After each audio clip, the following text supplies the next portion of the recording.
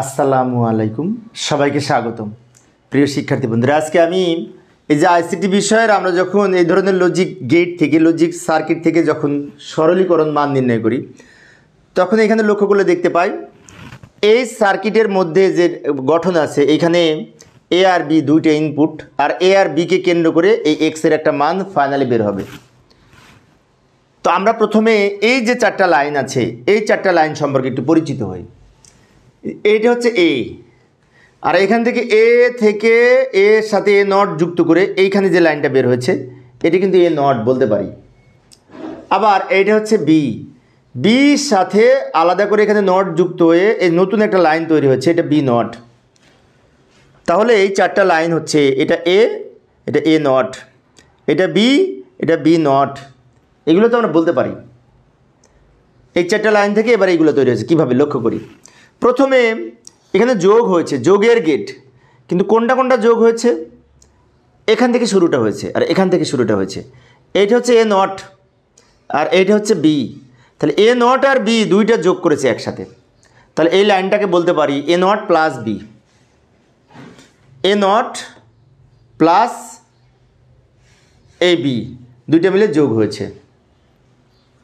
এবার নিচেরটায় আসি, নিচেরটায় এ নট আর বি নট, এটা কিন্তু এ নট থেকে শুরু হয়েছে আর এটা বি নট থেকে শুরু হয়েছে, আবার এটা যোগ হয়েছে। তাহলে আমরা বলতে পারি এটা A naught plus B naught, A naught plus B not.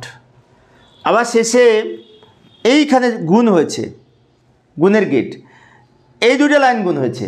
তো এই লাইনটা কিন্তু এইটার মান আর এই লাইনটা কিন্তু এইটার মান। তাহলে এই দুইটা লাইন কি হয়েছে, গুণ হয়েছে। তাহলে আমরা এইটার মান হচ্ছে এইটা গুণ এইটা, এটা অ্যান্ড এইটা, এটা অ্যান্ড গেট, অ্যান্ড গুণের কাজ করে। তাহলে আমরা লিখতে পারি এক্স সমান এইটা ইন্টু এইটা, কারণ দুইটা মিলে গুণ হয়েছে। তাহলে এটা লিখতে পারি এইটা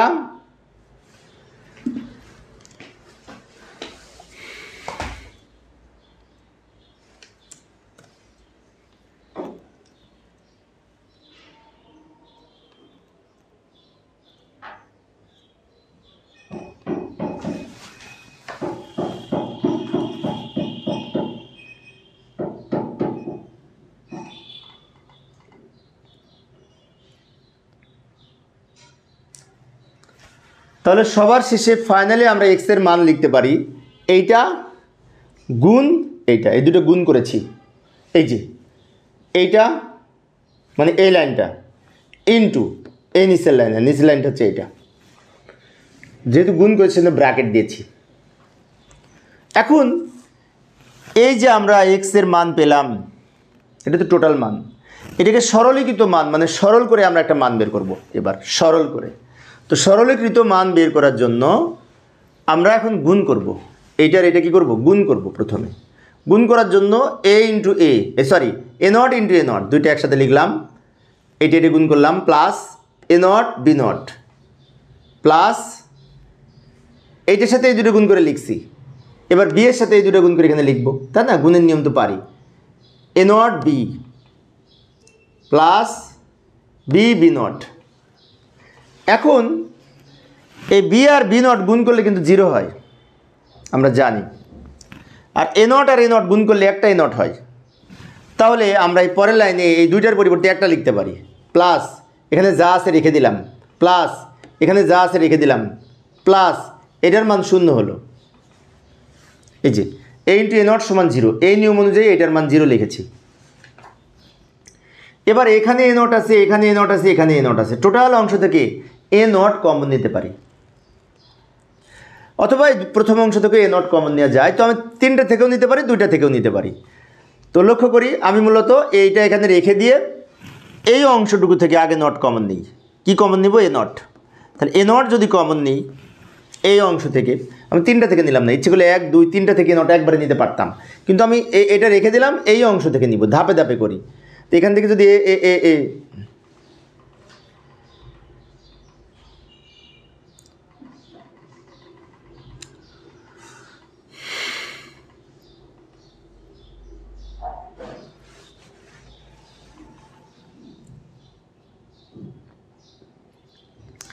এবার পরের লাইনে এই শূন্য আউট করে দিয়ে এটা যা আছে লিখলাম, দ্রুত এখানে যা আছে লিখে নিলাম, এই শূন্য বাদ দিয়ে, শূন্যের দাম নেই।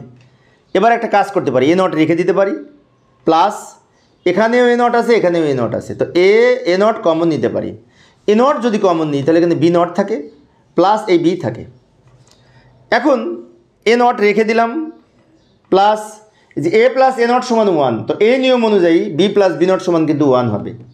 তো আমরা লিখতে পারি এ নট ইন্টু এটার মান 1 লিখতে পারি, কিন্তু 1-এর সাথে এ নট গুণ করলে এ নট হয়। এ নট আর এ নট, দুইটা এ নট গুণ করলে যোগ করলে একটা এ নট হয়, দুইটা এ নট যোগ করলে একটা এ নট হয়, যোগের নিয়মে। তো এইটা হচ্ছে আমাদের অ্যান্সার, এ পূরক বা এ নট বা এ বার যাই বলি না কেন। তো প্রিয় শিক্ষার্থী বন্ধুরা, এই ছিল আমার আজকের আলোচনা। আমি শিক্ষার্থীদের অনুরোধে অল্প অল্প করে আলোচনা করি, যাতে শিক্ষার্থীরা বোরিং ফিল না করে। তো পরের ক্লাসে কী করবো একটু দেখে যাই, এইটার সমাধান করার চেষ্টা করব। কিউ এর মান আমরা বের করব কীভাবে, অনেক সহজ। পরবর্তী ক্লাসে আমি আলোচনা করার চেষ্টা করব। দেখার আমন্ত্রণ রইল। খোদা হাফেজ।